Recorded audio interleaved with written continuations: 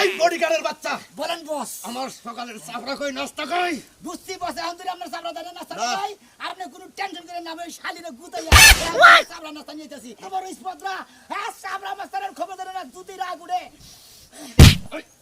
ও কি তোর নামা আপনার বউ আমি গাল বেড়ে দিলাম। আমার তো তুই দেন পারোস আপনি তো সময় মতো গাল বেড়া হারেন না, নাই আমি গাল বেড়ে দিতেছি।